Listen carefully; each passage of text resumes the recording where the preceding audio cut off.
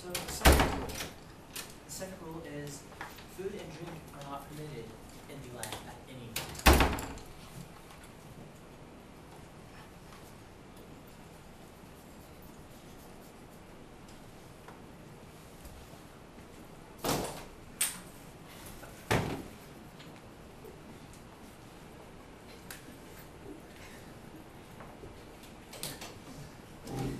That was a very emotional piece.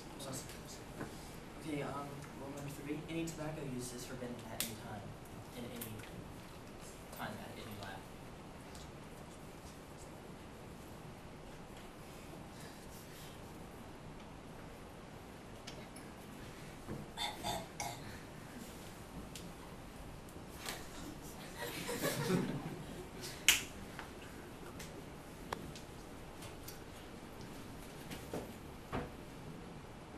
Fourth rule is, do not come to the lab early unless the instructor is present.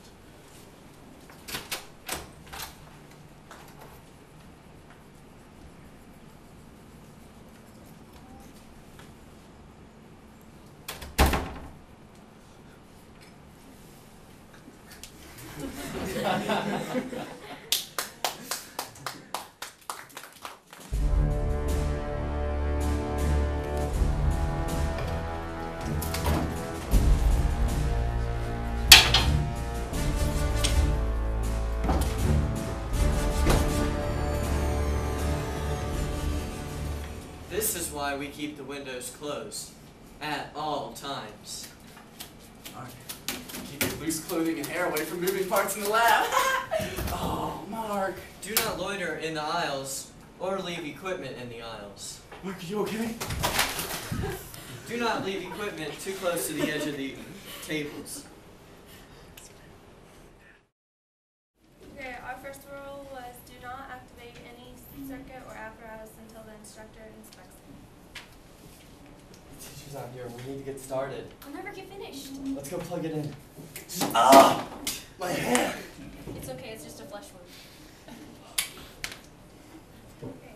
Second rule was only use lasers, projectile launchers, etc. for instructional purposes. Hey, does this laser work? Ah! Now you don't need your safety glasses anymore.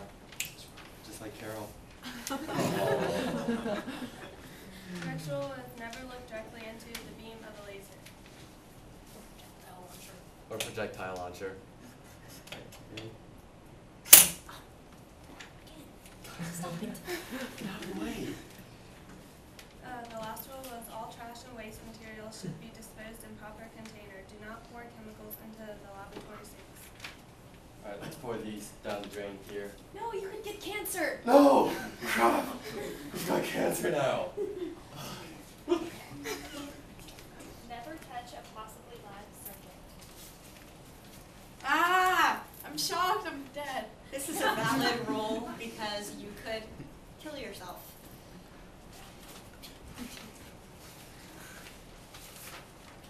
Never short the electrical leads on any equipment.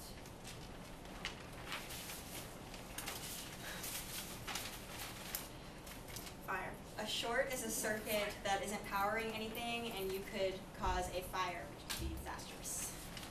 AJ has an example would you like to share? Yeah. I'll do that. Do you guys want to hear AJ's example? Yes. Yeah! Patrick, no. Are you not going to share? Yes, he's gonna share. You're gonna share. I lit steel. Battery. I lit steel wool on fire. Oh, that's Why? easy. How did you light it on fire? I touched the An iPhone battery. There you go. By the way, he asked permission and I told him he could do it and we were ready to put the fire out. Just learning. Okay, do not take apart any apparatus or piece of equipment. Oh crap, I broke it. This is valid because you could break some very expensive equipment. Any equipment not in use should be turned off.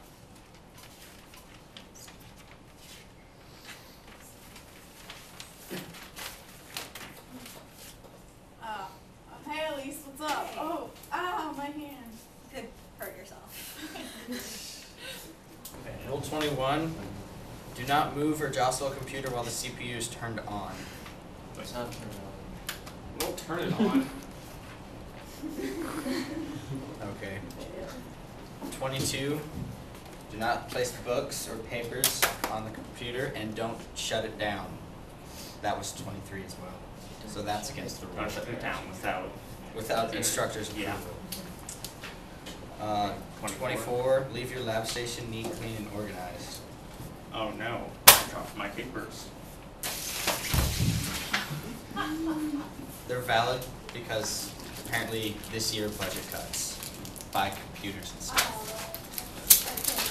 Oh, okay, Okay, the first one, 17, is the damaged equipment and chemical spills should be immediately reported to the lab instructor. And here's a guy getting his hand burned off in acid.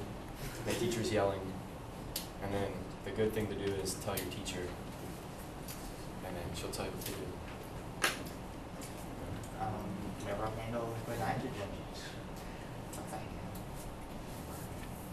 And I was telling these guys, we won't use liquid nitrogen, but we will use dry ice. So don't handle the dry ice. Dry ice bombs. At least Alright. Rule number 19. Never handle a Van de Graaff generator without your teacher's instruction. Otherwise the voltage could be too high and you could end up causing a Van de Graaff fail. Does everybody know what the Van de Graaff is? No. There's one in the closet. Yeah. And rule number 20, never remove any computer components, especially the keyboard and mouse, unless the computer is turned off. Otherwise, you could shock yourself, maybe, but more importantly, you could easily cause a computer fail. So yeah, And they're all valid. all understandable, especially the nitrogen.